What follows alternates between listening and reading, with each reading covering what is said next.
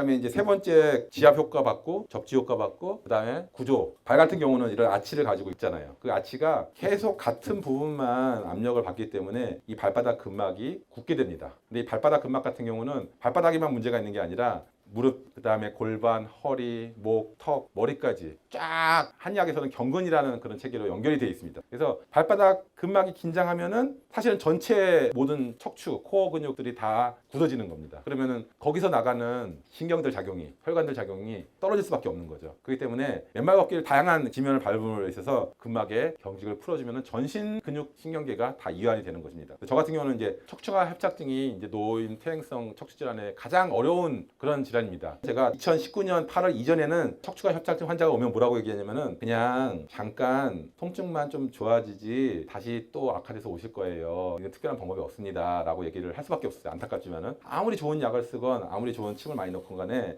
치료가 안 됐습니다. 근데 맨발 걷기를 제가 환자들한테 하게 한 후부터 저는 이제 좀 자신 있게 말해요. 척추관 협착증도 나을 수 있습니다. 아무리 오래된 것도 나을 수 있습니다. 왜냐면 저는 그런 경험이 있거든요. 80대 노인분께서 정말 한 200~300m도 못 가서 쉬어야만 되고 다리가 저려가지고 그런 분들이 한두 시간 등산하는 거 정상적으로 하는 것까지 제가 회복을 시키는 사례가 있기 때문에 제가 한약을 쓰지도 않았습니다. 추나를 하지도 않았습니다. 단지 침이랑 맨발 걷기만 해가지고 뼈는 이미 퇴행화됐지만은 사실은 뼈에 퇴행화된 게 고쳐지진 않죠. 근데 사실은 저희가 생활할 때 걷거나 운동할 때 불편하지 않으면 되는 거 아닙니까? 충분히 정상적인 생활을 할 정도로 회복시킬 수 있게 하는 그런 이유가 구조에 발바닥 아치를 정상화시키기 때문에 그런 효과를 가지고 있습니다. 그래서 암환자분들은 꼭 하시면 좋겠습니다.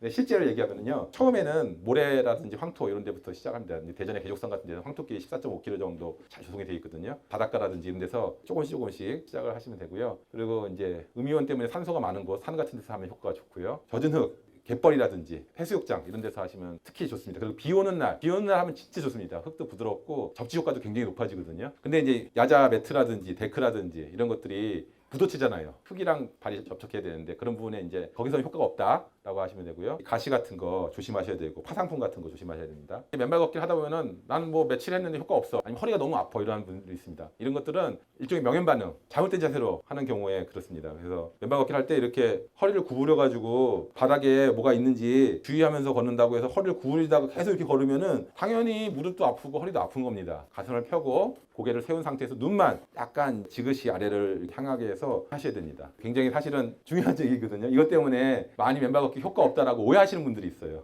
자세 문제는 없는지 한번 살펴보셔야 되고 100일 동안 해보셔야 됩니다. 그리고 하시기 전에 발을 잘 풀어주셔야 되고요. 그 다음에 헤링의 되돌림 법칙이라는 게 있습니다. 그래서 어떤 저희가 요법을 하건 간에 처음에는 효과를 못 보는 경우가 있고 오히려 안 좋은 반응이 나오는 경우가 있는데 그런 이유는 저희가 예전에 알았던 질환이 완치가 안 된 상태에서 그 원인이 잠복되는 경우에 있어서 치료하는 과정에서 그런 것들이 일시적으로 문제를 일으키기 때문에 그래서 맨발 걷기를 하거나 다른 자연요법을 할 때도 뭐 예를 들어서 밀순 같은 거 먹을 때도 처음에는 오심구토를 많이 하는 경우가 있어요. 그래서 이건 나한테 안 맞는 거 아닌가 이렇게 오해하는 경우가 있는데 독소가 많은 분들은 특히 이제 그런 반응을 보이게 됩니다. 그래서 이런 것도 오해 안 하시고 이제 하시면 좋겠습니다.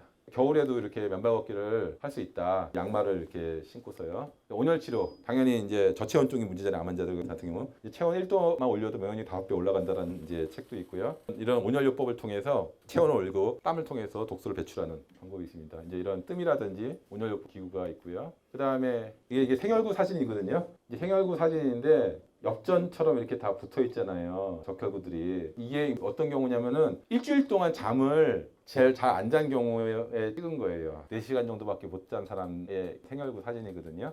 이런 거가 이제 정상 적혈구에 다 붙어 있는 거예요. 그 다음 다른 거 보여주시고요. 그래서 문제의식을 느끼고 이틀 동안 잘 잤습니다. 똑같은 사람이에요. 똑같은 사람. 적혈구가 다 떨어져 있잖아요. 똑같은 사람인데 이틀 잘 잤는데 이렇게 나오더라고요. 이게 누구냐면은 제가 제 사진을 찍었습니다. 그래서 이 수면이 굉장한 문제가 있더라고요. 되게 중요하더라고요. 그래서 암 환자분들은 수면을 정말 잘 하셔야 됩니다. 어혈 상태를 만드는 게 불면증, 뭐 야뇨증을 해서 자꾸 깨고 그런 수면의 질이 어혈증을 만듭니다. 그래서 절대적으로 수면을 이제 잘 하셔야 된다 됐습니다. 네. 그 다음에 7번째로 생집 한약 단식을 쓰게 되는데요. 단식 같은 경우는 칼을 대지 않는 수술이라는 별명이 있습니다. 그래서 수술만큼의 효과가 있습니다. 그래서 이 단식을 통해서 암을 줄이거나 없애는 그런 효과가 있습니다. 그래서 저 같은 경우는 주로 쓰는 방법이 21일 단식인데요. 6일 감식, 5일 본단식, 10일 보식기로 구성이 되고요. 이 단식의 목적은 굶는 게 아니라 어떻게든 배독시키는 게 목적입니다. 피부를 통해서, 호흡을 통해서, 소변과 대변 이런 것들을 통해서 어떻게든 독소 이것들을 배출해내는 목적으로 이걸 하고요. 그런 것을 활성화시키기에 냉온욕이라든지 풍욕이라든지 관장이라든지 이런 것들을 병행해서 하게 됩니다. 암 환자분들 같은 경우는 필수적으로 단식을 1년에 한 3-4번은 하셔라 제가 지금 말씀을 드리거든요.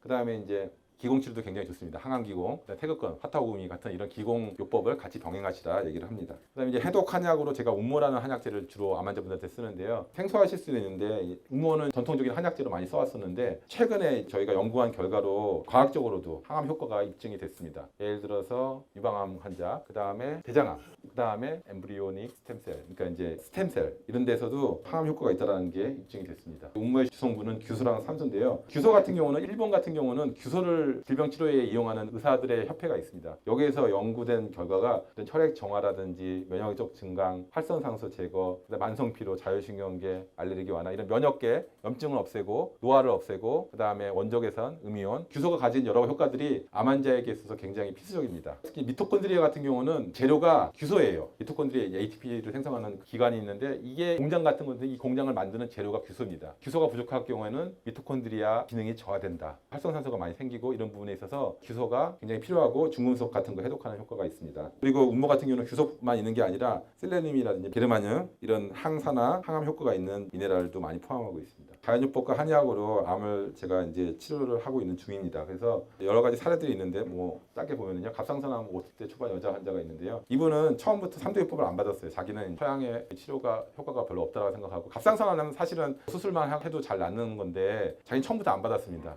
그리고 저한테 치료를 받겠다고 하셔가지고 2018년도에 오셨는데 이분 같은 경우는 양쪽 다 문제가 있었습니다. 근데 한쪽은 없어졌고 한쪽은 남았는데 3년 동안 동면 상태로 있다라고 얘기를 했다고 합니다. 병원에서 검사를 해본 결과 암이 자라거나 커지거나 하지 않고 단단한 피막으로 쌓여 있는 상태에서 그대로 정지되어 있어가지고 이게 뭐 악성이라든지 이런 것 같지는 않다라는 얘기를 듣고 있습니다. 그래서 왜 이 얘기를 하냐면은 갑상선암은 무조건 잘 낫는 거 아니에요. 그래서 뭐 많이들 쉽게 생각하는데 수술과 갑상선 호르몬제만이 답이 아니라는 거 말씀드리려고 이제 이 얘기를 하는 거고요. 그다음에 유방암 환자들, 간암 환자들, 담담 환자들, 난소 환자들 이렇게 자연요법으로 해서 좋은 효과를 보고 있습니다. 제가 한 분 지금 치료 중에 있는 분인데 그 인터뷰한 거가 있거든요. 그 영상을 좀 보겠습니다.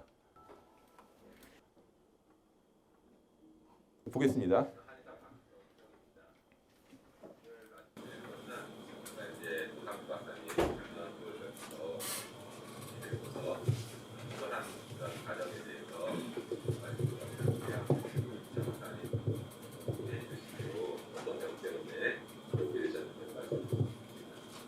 안녕하세요. 저는 노상중입니다.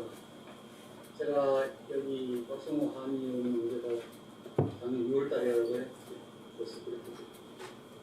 그래서 사실 여기 와서 치료 치료하기 전에는 병원에서 전에서 제가 도저히 견딜 수가 없어가지고 색전수를 그만뒀죠. 네, 원래 어떤 병 때문에 간암. 네, 간암 색전수 내키셨어요. 내키고 뭐 4기 다 넘으면 이제는 안 된다는 그런 얘기니까.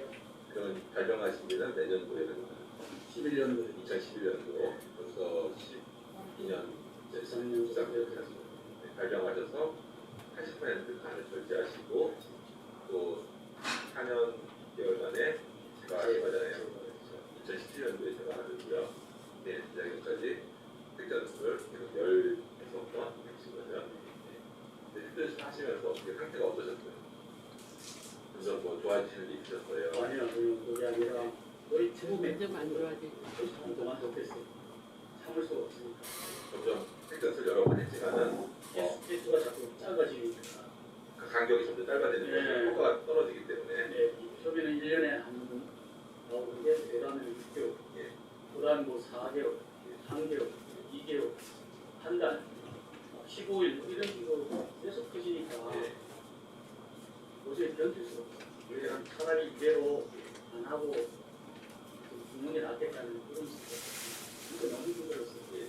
그래서 머리 문제 가장 나고 12월 달에 포기를 했죠. 그때 그 병원을 났을 때 얼마나 불안했겠어요. 그 안에 있잖아요. 7개라는 동양이. 진짜 몇 달은 제가 다 못 잤어요.